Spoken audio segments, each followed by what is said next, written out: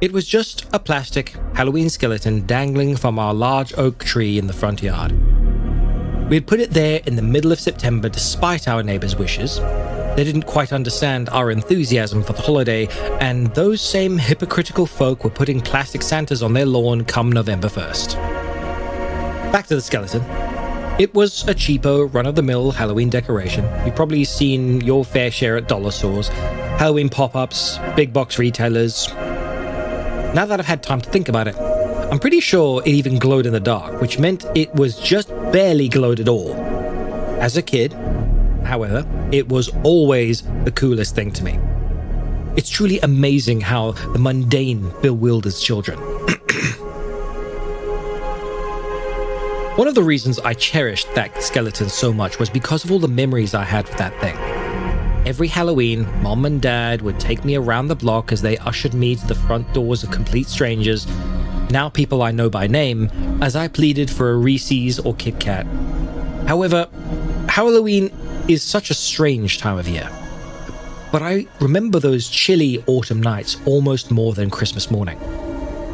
As we'd walk home from the house at the end of the cul-de-sac, Dad would tease me about the spooky skeletons swaying in the breeze down the road. Mom would turn off her flashlight, and ever so faintly, I could make out the glow of the swaying ghoul. I would always scream, and my parents would always laugh. Dad would bend down and pick me up by the sides of my dinosaur costume and point down the road to the cheap prop. It's okay to be afraid, bud, but never let it rule your life. I would confidently nod, and my dad would hug me and set me down. I'd rush off toward the house and sit beneath the wind-dancing skeleton in the grassy yard, sorting through all the good candy for me and the rest for Dad. He never minded, and as he especially loved the coconut chocolates, the stuff I always loathed as a child. I'd get bitten up by ants after a few minutes, but I suppose the excitement of eating candy kept me planted on the lawn. Dad didn't mind, but Mom did. That is, if I ate too much candy before bedtime. Before I drift off to dreamland, Dad would always promise me a scary story before he tucked me in. Usually it was one of his own, typically something about his time in the war, maybe emphasized by ghosts or zombies. But one Halloween, the most memorable of all, he read a passage from the Bible. It was a Bible he had tucked away inside my dresser drawer, an heirloom from my great-grandfather when he too was in the service. The passage he read was from Ezekiel, the story of the Valley of Dry Bones, and how God would breathe into them and raise the corpses from the dead. As he said this, my dad would raise the pitch of his voice and point forebodingly to the skeleton hanging from the tree. "You know," he would say, growing more serious in his tone, "one day I'm not going to be here for you, bud. One day you're going to have to face your fears on your own. But don't worry, I'll always be there with you. See you in the morning."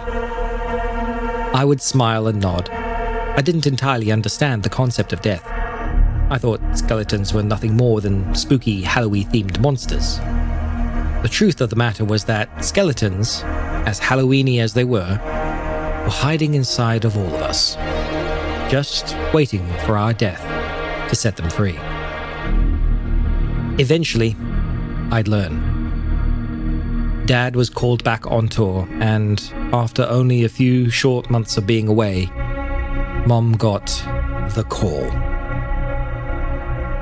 It was difficult for her, I'm sure, not only on her behalf but on mine, trying to explain to a 7-year-old that Dad wasn't coming back.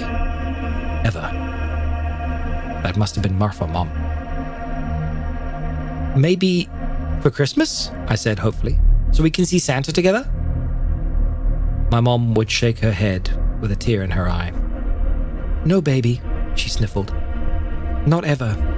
It's just you and me now, okay?" "Okay, Mommy." I realized now that my childlike optimism was painful for my mother to bear. Every few days, I'd ask if Dad was coming home. I didn't entirely grasp the concept of death. When they had the funeral service for Dad, they chose to have a closed casket, as Mom and Nana didn't want me to see Dad. Not like that. Will he come out of there? I'd say, pointing to the casket. No, sweetie, Nana said. Your daddy's gotta rest, okay? I'd nod, still without a clue. I suppose ignorance is bliss. Children always have it easy, even when they don't. Halloween would come and go. It was never the same without Dad and his stories. Mom would take me around the block and hang the decorations. The same, now faded skeleton jangling from the oak tree. It wasn't scary anymore, and as the years went by, it reminded me more and more of Dad. Eventually, I had lost interest in trick-or-treating, opting to stay inside and watch scary movies, which, for a 10-year-old, were about as intense as Casper. I wouldn't even bother going outside for candy, as my mom would buy a baggie from the grocery store and fill a small pail on the front porch, and every now and then, I'd sneak a treat for myself. Before going into a candy-induced coma, I managed to make my way to my bedroom. Hobbling over to my window to close the blinds, I noticed something hanging from the oak tree, silhouetted by an orange hue from the neighbor's lights. It was the skeleton, but it had grown longer, taller, and was now a far darker color.